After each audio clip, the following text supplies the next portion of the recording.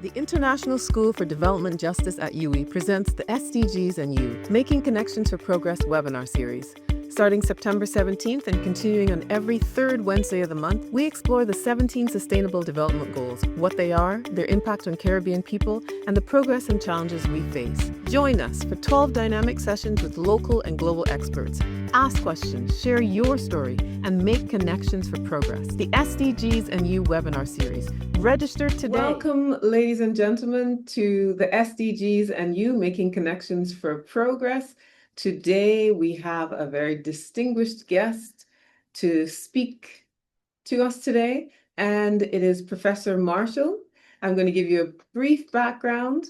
So Professor Marshall started doctoral studies at the University of Newcastle upon Tyne in the United Kingdom in April 1994, achieving his PhD in International Political Economy in June 1996, which is a period of 2 years and 2 months, for which he remains one of their outstanding international alumni and record holder in the Newcastle University's Department of Politics. Currently, he's at UWI, and he is Professor of International Political Economy and Development Studies, and is also the University Director of the Sir Arthur Lewis Institute of Social and Economic Studies, also known as SALESIS.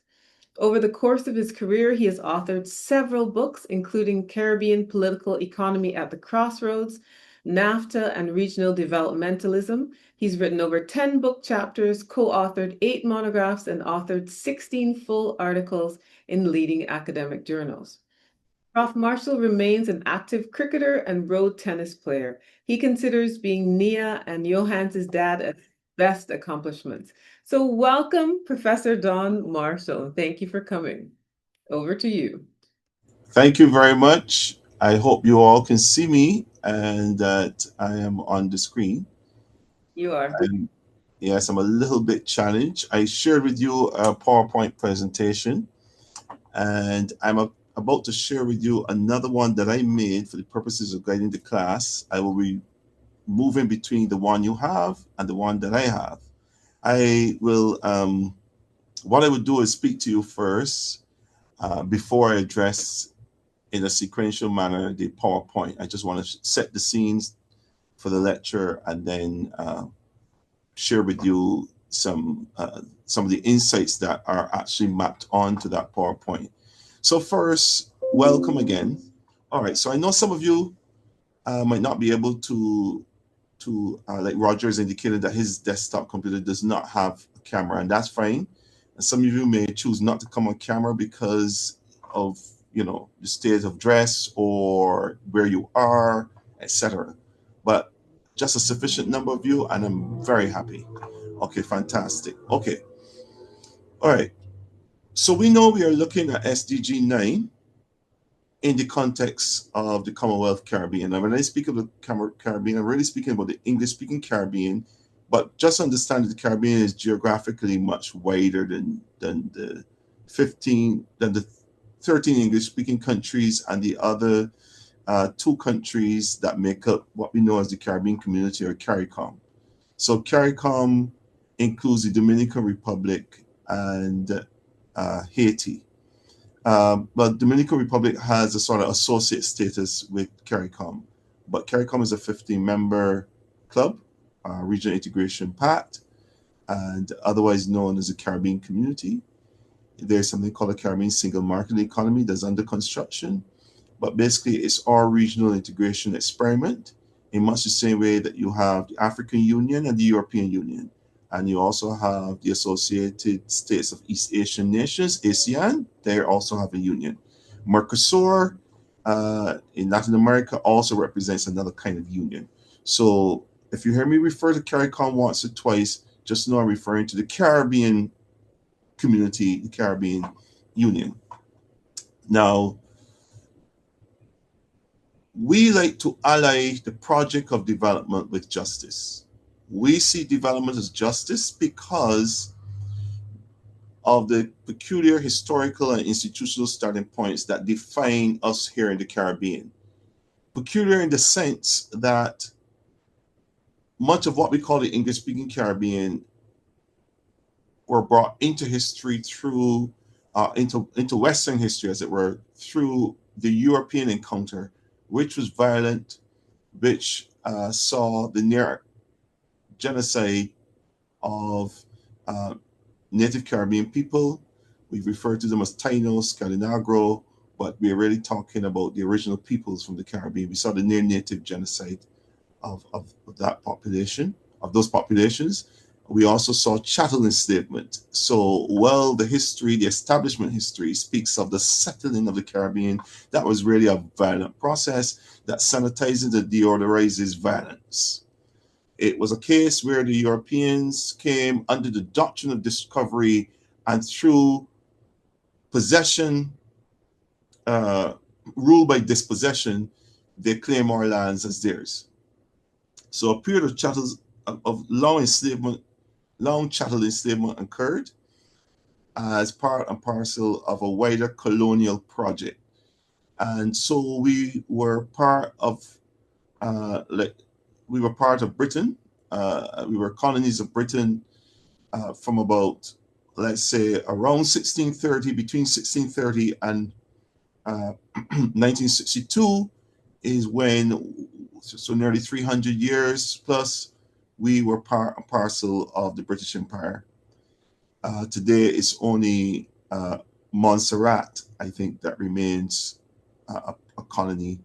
And of course, there's the British Virgin Islands, Cayman Islands, but most of the English-speaking Caribbean countries have now have been part of the decolonization movement that started in the late 50s and 60s as countries moved towards gaining independence. But why am I addressing that history? Why am I addressing that legacy? That legacy that I define as presenting us with different historical and institutional starting points meant that we experience underdevelopment. Underdevelopment in the sense that our economies took on a mono character. It was organized, they were organized for sugar production and agricultural crop production.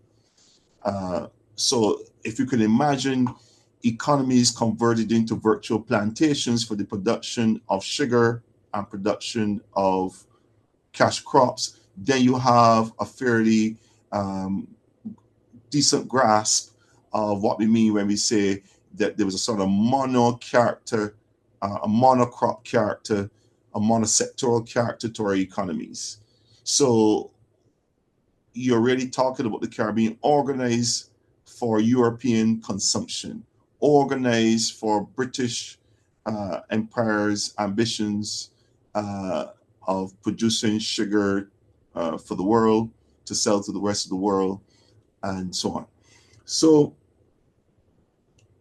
there was a sort of the sort of sectors that we developed became largely extractive. So along the way, there was oil discovered in Trinidad and Tobago, bauxite and alumina in Jamaica, and European companies would come into, as we convert these discoveries into saleable products in raw material form, and extract the larger share of the profit surpluses to come from this. So we're really talking about a legacy of colonial extraction, a legacy of monotype crop economies, monosector economies, economies driven by one or two sectors. That's basically what we're talking about. All that is a legacy of the colonial era under British rule.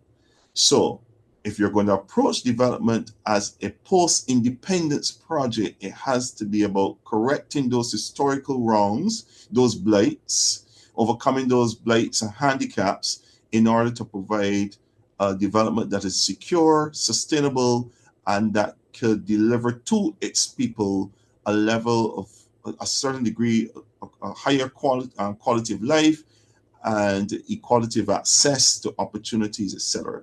So development is not just a technocratic project based on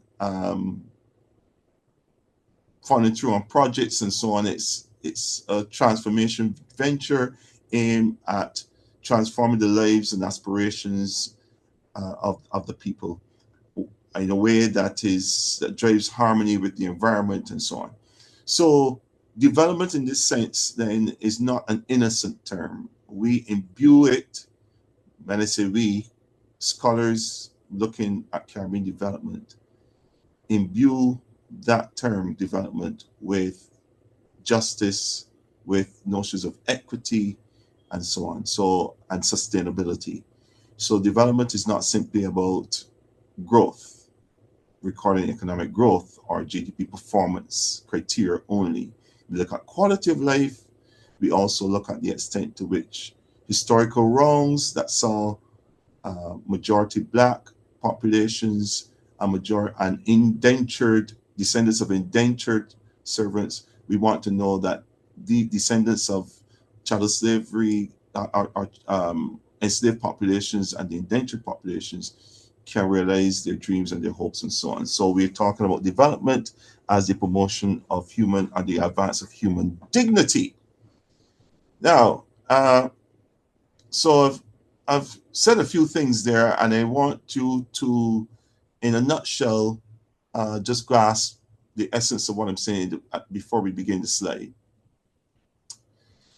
We know that when we're speaking about the Sustainable Development Goal in relation to Goal 9, we know, if we have to quote it, the SDG 9 seeks to promote resilient infrastructure, inclusive and sustainable industrialization and innovation. And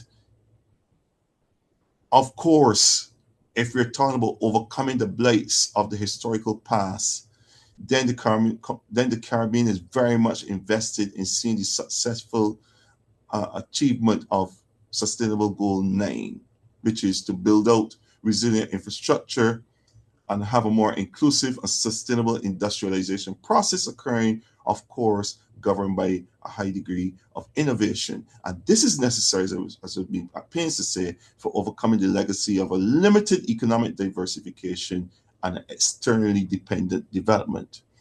And bear in mind that while SDG 9 constitutes part of a progressive global framework, its transformative potential will only be realized if it's pursued not as a technocratic development checklist, but as a structural corrective to colonial era distortions. And that's what I was talking about. I was talking about the colonial era distortions as part of the colonial legacy, and part of our development aspirations relative to SDG 9 is to make sure that this address our post-colonial goal of overcoming coloniality in all its forms. So that means confronting things like the extractive character of our economies or the monocrop, monosector character of our economies. So what does the literature say? Most of the literature looking at Caribbean development point out the following things as part of our legacies, part of our historical legacy: narrow production structures, weak domestic industrial capacity, chronic vulnerability to external shocks, and limited technological learning and innovation. So, of course, SDG 9, which I may remind you, speaks about resilient infrastructure, inclusive and sustainable industrialization, drives to the heart of overcoming those four things I pointed out that are part and parcel of the legacy: narrow production structures, weak domestic industrial capacity, chronic vulnerability to external shocks, and limited technological learning and innovation. Now, since independence, since the 1960s more accurately, most Caribbean countries have been, and governments have been trying to pursue a policy of some industrialization. And especially between the 60s and the 70s, it was known as import substitution industrialization. This was that there was a concentration on trying to limit the amount of imports and encourage import substitution, import replacement, and so on.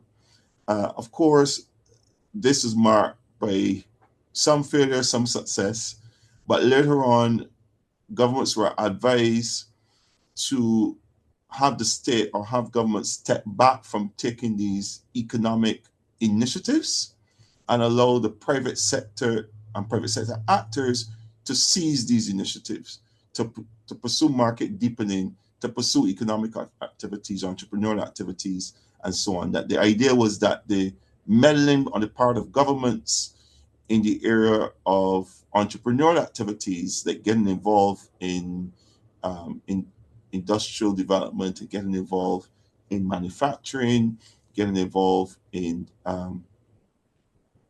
all forms of import substitution experimentation, represented squeezing out of those opportunities that entrepreneurs within the country or outside might want to get involved in. So we all know this is part and parcel of neoliberal structural adjustment or neoliberal advice. Neoliberal meaning a new liberal approach to development, which more or less, if I can put that in a nutshell, says allow the private sector to be the main engine of growth. It's a sort of let the market rip philosophy. So that neoliberal approach, that style of economic management has taken root from the 1980s in various forms and various reforms. Is still the current flavoring of advising. And today we have economies locked into services-led growth, largely based on tourism and offshore finance. We also have some limited manufacturing capacity in Jamaica and Trinidad, but largely you have tourism driving these economies, oil and bauxite driving the economies of Trinidad and Jamaica. Guyana has now discovered oil, so we are seeing a boom in investor interest in that industry. But alas, the extractive character of the investment is raising all sorts of question marks around how sustainable and how far-reaching is that discovery for the average Guyanese person in terms of transforming lives and economic opportunities. But I don't want to digress. We have economy. So there are limited backward and forward linkages. Our economies are largely services led, as I told you, and we are engaged in some petrochemical exports, bauxite alumina exports, but we don't have an integrated economies, diversified economies, what economists call, we don't have economies with backward and forward linkages. So there's still a lot of work to be done in the area of industrial deepening and in the area of stimulating innovation. So we're going to turn now to the slides. So you will notice I speak to the SDG 9 goals and how this will relate to what I call the post-colonial challenges. Can you take me back to slide 1, please? Right. How this will relate to post-colonial development challenges. There were some notes to the right, yes. So as I was indicating earlier, Caribbean economies today in 2026 face challenges due to colonial, like I said, its legacies of weak diversification and external dependence. I think that's self-explanatory.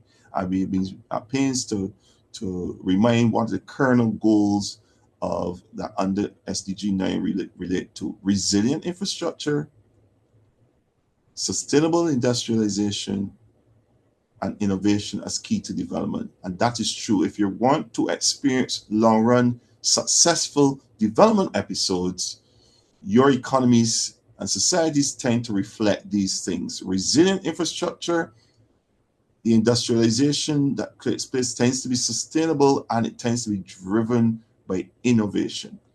So implementation now of this, the tendency has been for implementation of SDG 9 to take on a sort of donor technocratic project.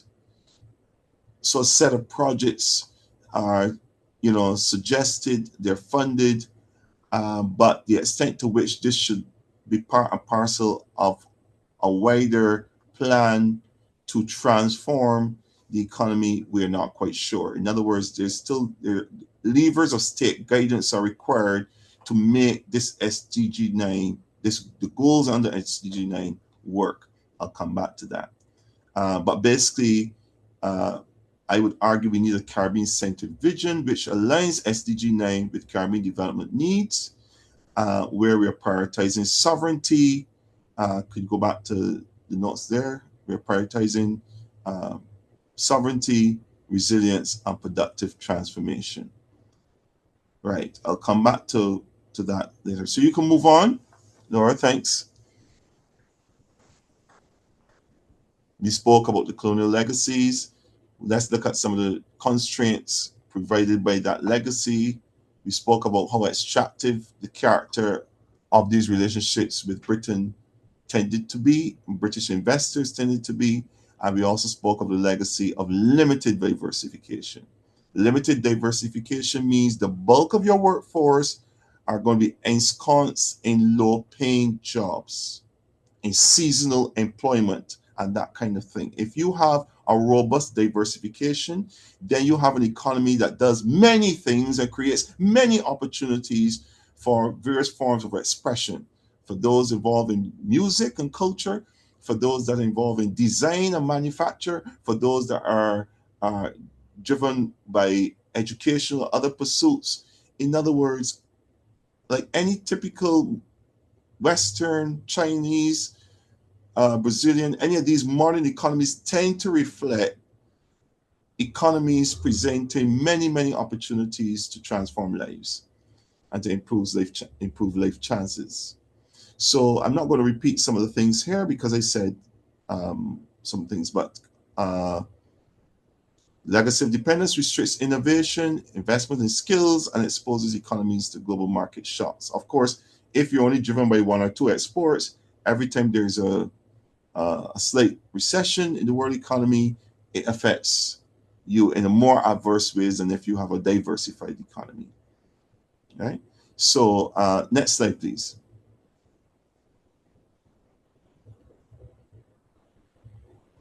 So we look focus now on the core pillars of SDG 9 and how it corresponds to the Caribbean. Under resilient infrastructure, you get discussion in Goal 9 around investments in transport, energy, and digital connectivity. And we know that this is useful for reducing isolation and boosting the competitiveness of our exports, for example. And it is the state and not the market. It's the state and not the private sector that has to oversee this investment in transport, energy, and digital connectivity. We don't have this idea that an Elon Musk or group of angel investors will do this for the states, for the governments. That's fanciful thinking. All governments around the world have to create a facilitating development context in order for there to be opportunities to be seized by you and me as entrepreneurs or by those with deep pockets. So this is one of the reasons why I sustain my quarrel in my publications against neoliberal counsel and advice that asks of our Caribbean governments and most governments that get involved with the IMF and so on, that they withdraw from certain kinds of actions required of the state. It has to pursue improvements in transport, even if it nationalizes transport needs. I'm not saying it has to nationalize all transport needs, but let's take Europe.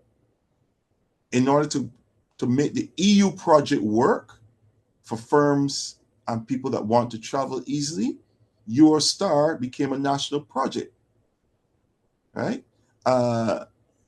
You have Britain, you have France that sponsor the bullet, call it the bullet train, but it's the train that travels between the countries. This starts off as a public project. It may later take on a public-private character, but there's no withdrawal of the state. The state has to do this work. So there are some contradictions inherent in the capacity of Caribbean governments to realize some of these goals, because under the IMF, there's restriction in your policy maneuverability. There's restriction in policy space. You're hamstrung by the conditionalities if you want to access their loans. Cheap concessional loans they are. But the conditionalities sort of contradict some of the very things that the state needs to do if it has to nurture this industrial deepening that SDG 9 speaks about. So let's go back to the slide. Inclusive industrialization. Small states and small and medium-sized enterprises tend to dominate our part and parcel of the Caribbean landscape, making inclusive and sustainable industrialization critical for growth. Of course,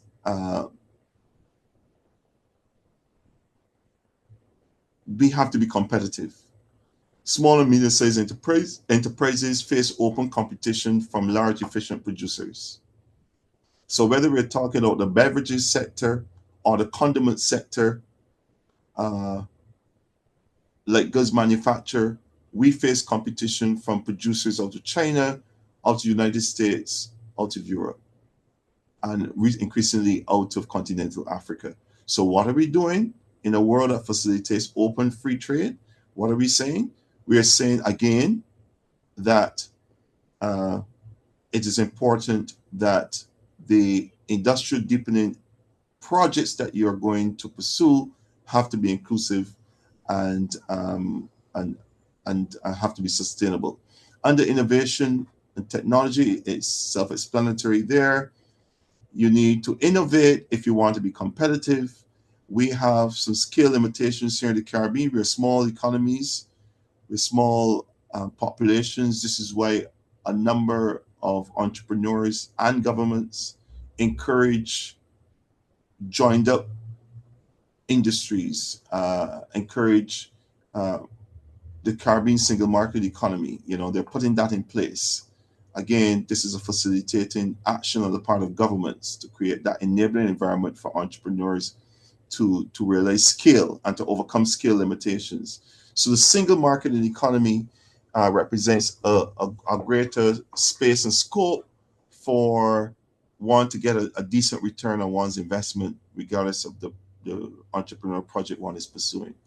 Of course, I've been saying that all along, that you need some form of strategic coordination, and the champion of that coordination tends to be the state.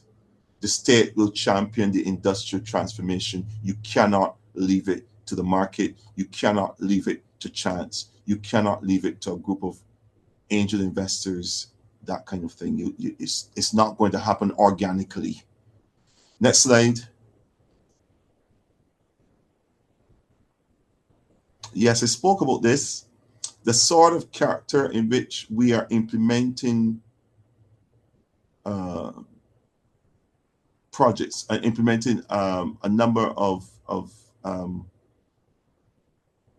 there's a way in which we rely on donor agencies to finance a number of infrastructure needs. And there's also a way in which, when we attract inward investment in areas outside of tourism and real estate prospecting, these tend to take on a project-driven character, inclusive of Venice in tourism and real estate prospecting, I should say.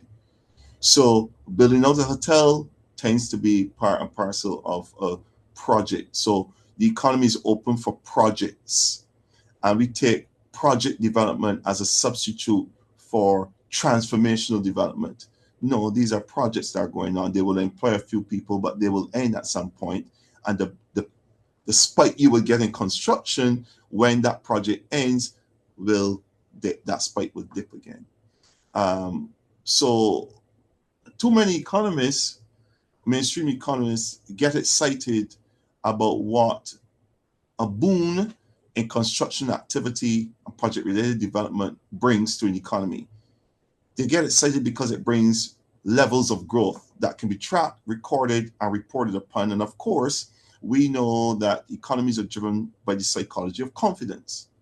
A growing economy inspires confidence, inspires consumer demand, and the rest of it. However, there's a hollow sound after the projects end. The tools are being packed back up. That peak in employment dips, and the character of the economy becomes familiar once again. That there's too much structural unemployment, there's too much low-paying jobs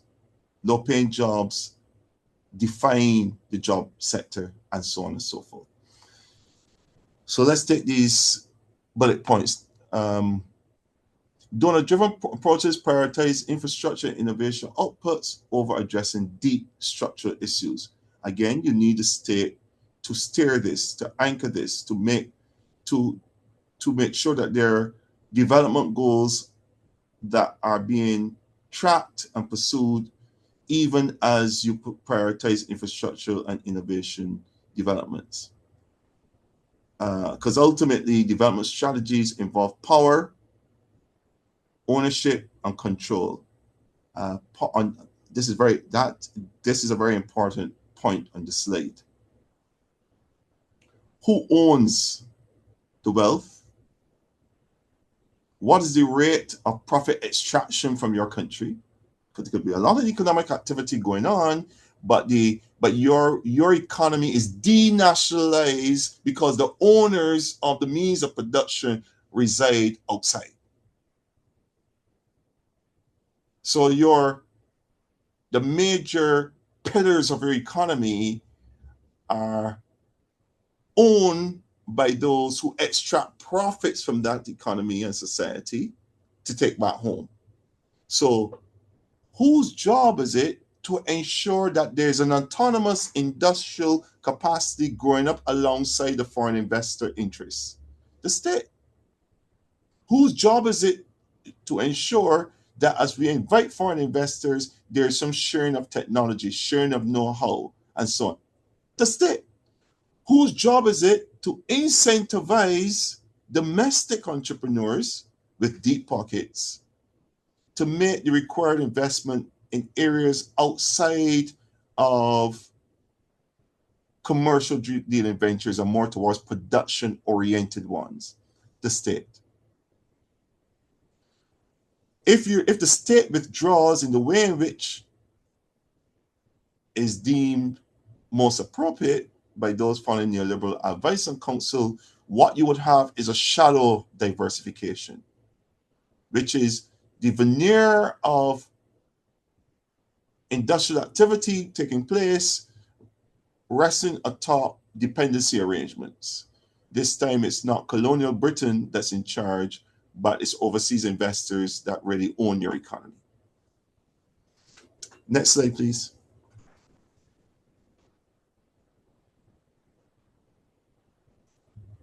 So industrial deepening is an imperative. So there are some opportunities, because we can't engage in a dialogue of woe and a dialogue of pessimism or any kind of lecture that speaks about what other actors are doing to us, whether they be colonial powers or whether they be foreign investors. That's not the kind of lecture I would give. I want to speak about the actions that we can take to empower ourselves and so on. So agro-processing is necessary as an opportunity because it helps to reduce import dependence, it supports rural livelihoods, and encourage food security, food sovereignty, as it were. So we are small islands in big oceans. There's no reason why we shouldn't be trying to draw a link between our fisheries and agriculture. There's no reason why we shouldn't be adding value to those resources that we have. So we have rich alluvial soil and we have big oceans. And we should be strategically engaging in investment partnerships to pursue value-added strategies that would take advantage of these site advantages. Again, cultural, I don't have to tell you that it's the Caribbean that gave the world MAS. You may look in your dictionary And you wouldn't find the word mass, but we give mass to New York. We give mass to Boston, Miami, London. Mass is about street theater. Mass is about playing with costumes, using costumes to play with your class, play with your gender, play with your identity, to engage in a form of therapeutic release as you enjoy and indulge in some revelry and so on. It's part of the Caribbean expression of who we are. We give the world mass, we dance the cloth dances us back. This is the way in which we enjoy our humanity, because we come from a history where, as a region of rhythm and tempo, we have used these rhythms, these tempos, our resilience, our dare to survive, not just survive, but to flourish. We've used all that kinetic energy for the purposes of giving the world what vibration means, a Caribbean vibration, a Caribbean liberty, what that means. It's expressed in everything you hear, from Bob Marley to Rihanna's music. It is expressed. You don't know, for you, those of you that don't know, Michael Jackson visited Trinidad and Tobago as part of the Jackson 5, and they sang one of the songs by Lord Kitchener, that they found infectious. From the time they arrived in Trinidad and Tobago and heard the sounds, they could not believe this infectious melody. And like all tourists who visit the Caribbean, they take one listen to the indigenous music and they understand how we live, how we thrive, how we survive, how we live successfully and productively at the margins. So culture, we have to find a way to make our culture, monetize that culture in a way that could add value to our exports. So when you buy our rum, you're buying into our culture. When you buy, and just like you buy our rum, our liqueurs, our foods, and you buy into our culture, Blue Mountain Coffee is really a brand coming out of Jamaica. Don't ask me how we lost the rights to that brand, but the point is, you're buying into the Caribbean. You're buying into the imagination of this space that was historically eroticized and exoticized, but we turn the eroticism around, and we should, to make our products saleable to the rest of the world. And there's a way in which we should do this, and that's what that bullet point refers to. Renewable energy, we have access to favorable sunshine, winds, and so on. We should be harnessing renewable energy technologies. We were in the peak of the Industrial Revolution going on in Britain. Right here in the Caribbean, while you might hear about sugar production, not many of you are aware that this was driven by renewable energy. Well, slave labor too, but it was driven by renewable energy. In terms of windmills, played a big part in driving the production process in those factories. And of course, you cannot be productive and innovative in today's world unless you're plugged into digital transformation and AI. And so we must harness these things to allow for emerging sectors to gain a foothold. Next slide.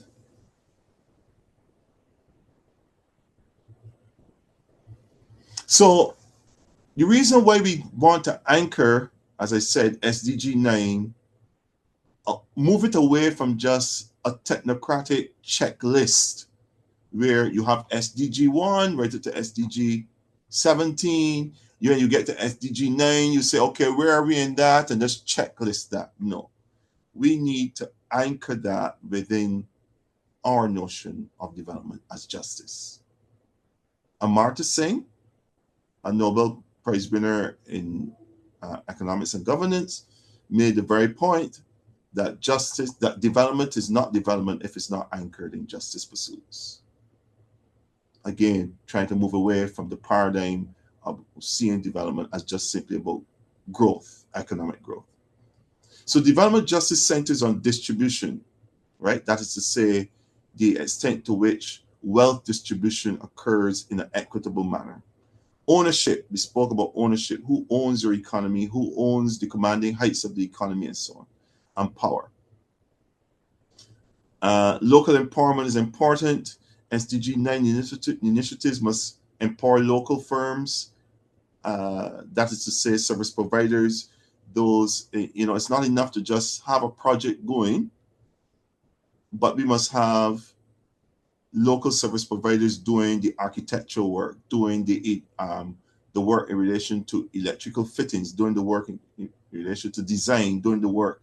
You see, if you bring in everyone to do these skills, then you're not empowering nascent or emerging pockets of entrepreneurs within. So as you pursue SDG initiatives, it's important to empower local firms and also to upgrade the skills of the workforce. And I've been saying to not do that is to risk exclusion, is to risk foreign reliant projects that are dominating your economy and excluding workers in terms of upskilling or even having them train in factories of excellence outside, right? And to not do that, it can only reinforce the dependency character of these economies. But ask yourself this question: who is responsible for ensuring that the risks of exclusion don't happen? Who? The state, the governments. So any council that advises light touch governance and withdrawal and is encouraging the state not to play certain kinds of roles in the economy really is unwittingly under the guise that they advise them not to, because they want to see a reduction in government spending. Okay, they find them fiscally lax, and they want to, in order to bring about a fiscal correction or in order to bring about greater discipline, they would say the state should not get involved in certain activities, because when it does, it's a spendthrift. However, throwing baby out with the bathwater means that as the state withdraws, then championing the industrial deepening project is left to chance. Next slide, please.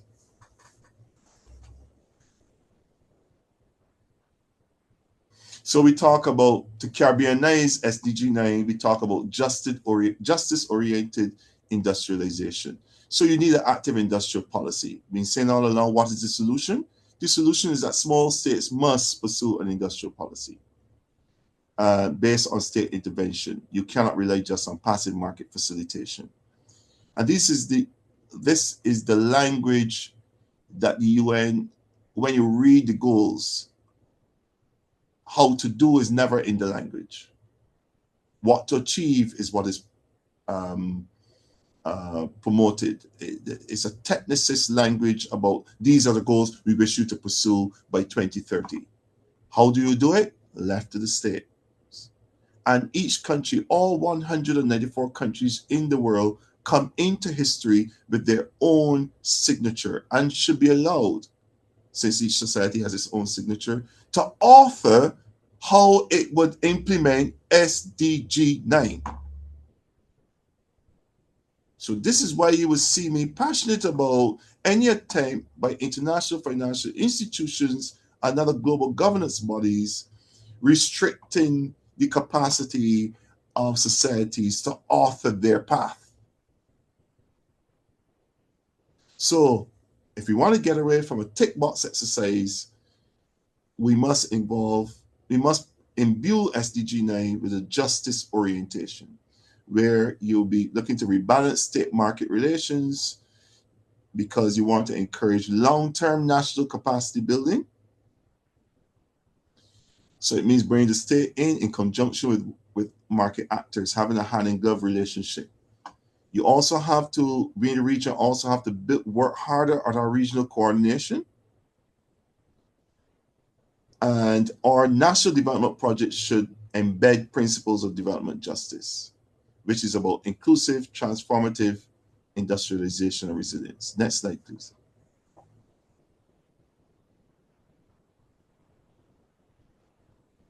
So, in conclusion, we spoke about the structural constraints. We said the Caribbean development faces small markets, limited fiscal space, restrictive trade rules, climate vulnerability. Uh, SDG 9 provides strategy, yes, but cannot replace national and regional development planning autonomy. And of course, I've been saying all along, there's a need for policy space. Meaningful transformation requires political will, policy space, and regional solidarity beyond global alignment. We cannot just be given a pat on our backs for being good Girl Scouts and Girl Guys and good Boy Scouts, i.e. following trade rules, i.e. following global rules, i.e. trying to align with what the goals are and so on.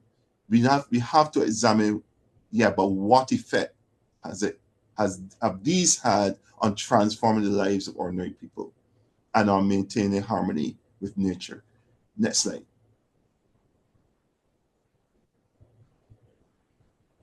So we get back to reclaiming SDG as a post-colonial project. I think I began here. So any questions?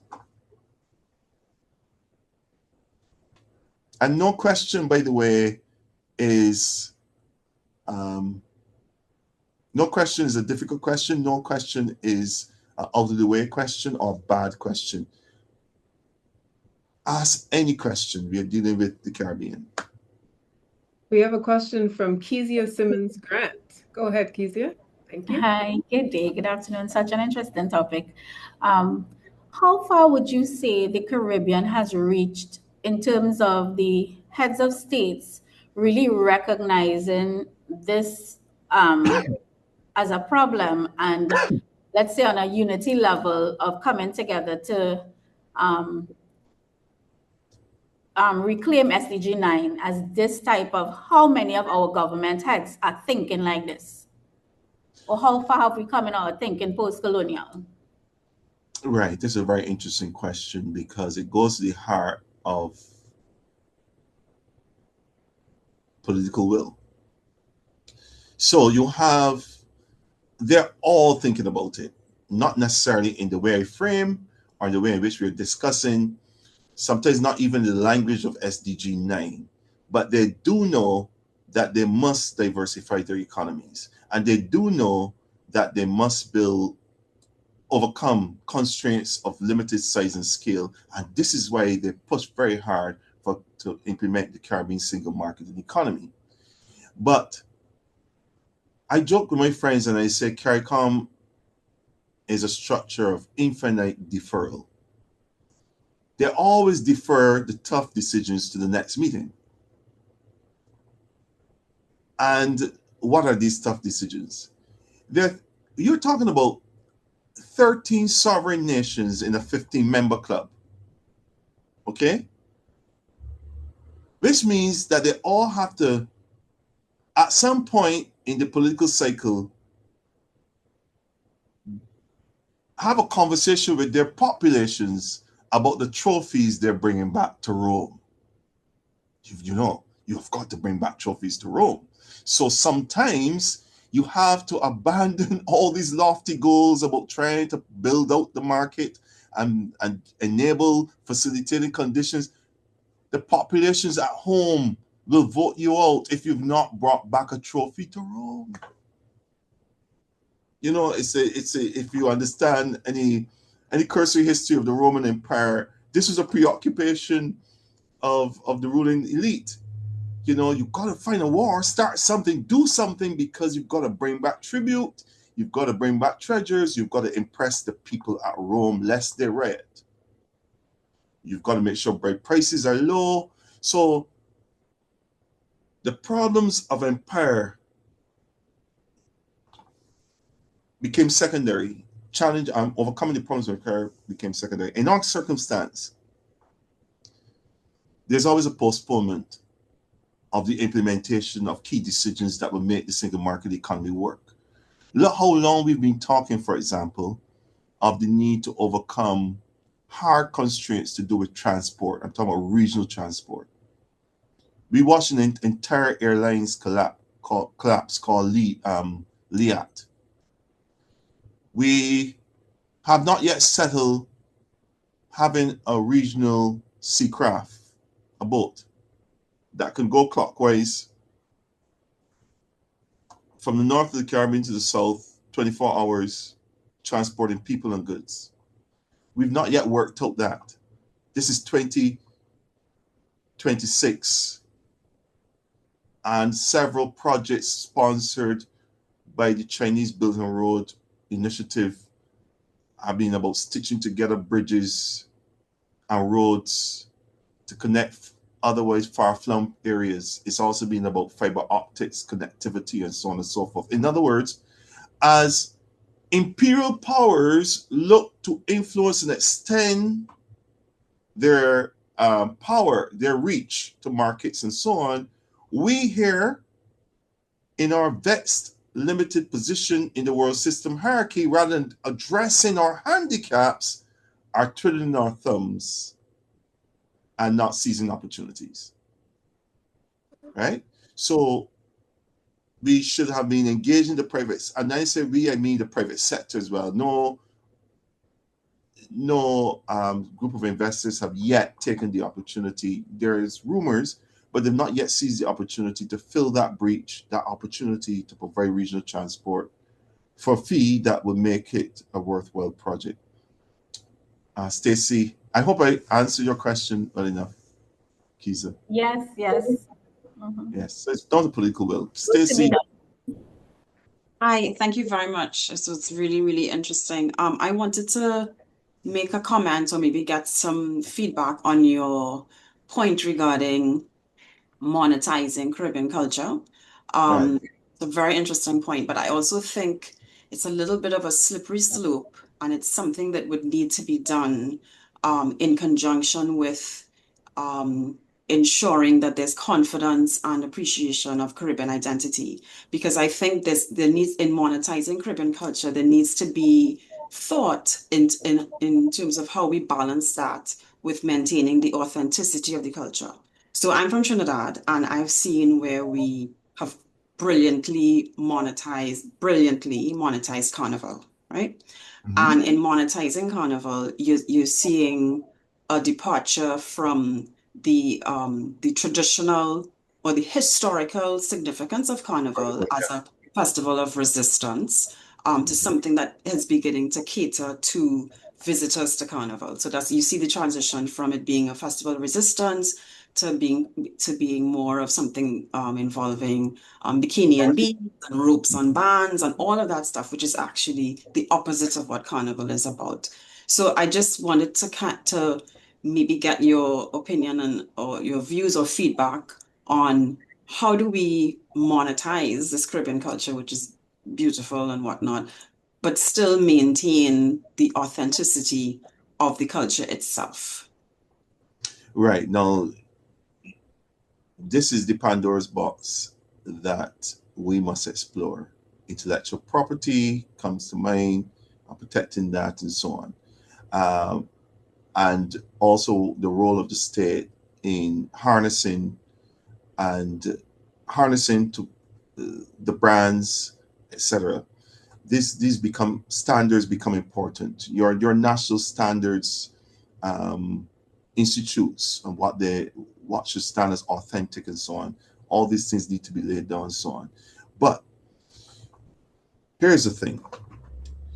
Culture is not meant to stand aside and watch the rest of the economy do their thing. Culture is meant to infuse everything you do. So there's no way that you can have entertainers not involved in the marketing of your tourism, marketing brands, etc. There's no way that you can have a people with a rich history like Trinidad and Tobago, and there is still yet a film industry to emerge. Why are we talking about film industry? What is the film industry? It's a vehicle for authenticating who you are. The first thing that the Americans did is they took Hollywood. Hollywood was used to project empire ambitions. I think we fail to realize what big powers do with culture. The little things that we are describing here, where some entrepreneur puts together a bikini, 2 beads, and sell. We can't control that activity. But there's a level in which, in the national interest, we need big projects and big thinking that begins to capture the salience of who we are. So Hollywood became an expression of frontier capitalist expansion. Okay, they used the spaghetti westerns to justify and legitimize the seizing of lands. So all sorts of westerns came out, and in that, we got impressions of native people that was backward and so on. Then you've got the black exploitation movies, which sought to do a certain kind of thing to they commercialize, as it were, blackness because blackness could sell, and black culture has become popular culture, and you could see it in the music industry, what's happening to black culture and so on, and how very much today's popular culture in the United States is really African American culture, writ large, right? But what am I talking about? I'm talking about powerful labels, powerful executives, people with deep pockets, thinking through what this Trinidad and Tobago's cultural projection means for us in relation to harness it for Trinidad and Tobago's ends. This is not small play. This is not two bands trying to promote Carnival next year. This is about Trinidad and Tobago, the government of Trinidad and Tobago, and big people with deep pockets deciding that there will be a film industry, and there will be a projection of Carnival stories, and there will be a projection of Carnival dramas, or sorry, Trinidad and Tobago dramas, spiced with influences of the culture. And everything you see on that screen, from costume design to the furniture and everything, will be Trinidad or Caribbean based, because it's about how you project yourself. So I think unless we get a shift in our consciousness register that says development must be harnessed for national ends and must be harnessed as a consciousness building strategy for the youth of tomorrow, unless we get a shift in our consciousness in that direction, what you're going to have is free creative activity that can go anywhere. The minute they gave the guys the March Gras back and gave the guys control of the carnival, to me, I think that spelled the end, because it became more commercially driven. Everybody needs to be paid tomorrow. So, the songs became watered down, the art form. But then there's some pockets of expression. You take a Machel Montana, what he's doing, the spaces he's trying to get into, and so on. And you see, okay, there is a rich potential to be harnessed here, but we got to set some standards and so on. This is a discussion that can take me off in a different direction, but I love that question. How do we monetize our culture is a national strategy effort, but it must involve investors, rich investors that can see and buy into the vision. And I think that there's no way around that. If you leave it to just entrepreneurs alone, you chase what is that you can get a quick profit for. Yes? That's what happens when you leave everything to the market. Thank you. Yes. Thank you so much, ladies and gentlemen. Thank you, Kizzy and Stacey, especially for those questions. We've had a marvelous discussion. I want everybody to give a round of applause to our wonderful presenter, Professor Don Marshall. He has certainly made this an intriguing discussion on SDG 9, quite a departure from some of the other discussions we've had on some of the other topics. I would encourage you to take a look at the chat. I have a couple of things there. If you missed the other webinars, you can find them at the YouTube link that I have there. These webinars are put on by the International School of Development Justice, and I would like you to take a look at their website. So I put the link in the chat, and I'm just going to show you where it is in a moment now, so that you will be able to see what it is that we are doing here. So this is the International School of Development Justice. We have several programs on a variety of topics that relate to the SDGs, including this particular one. I'm asking you to take a look here. We will have people who, if you are interested in the programs, just send me a message. You can send me a private message in chat and I will link you up with them. But ladies and gents, I really thank you for your time today. It has been a great pleasure. Thank you for coming, and I hope you have a wonderful rest of the afternoon. Thank you so much.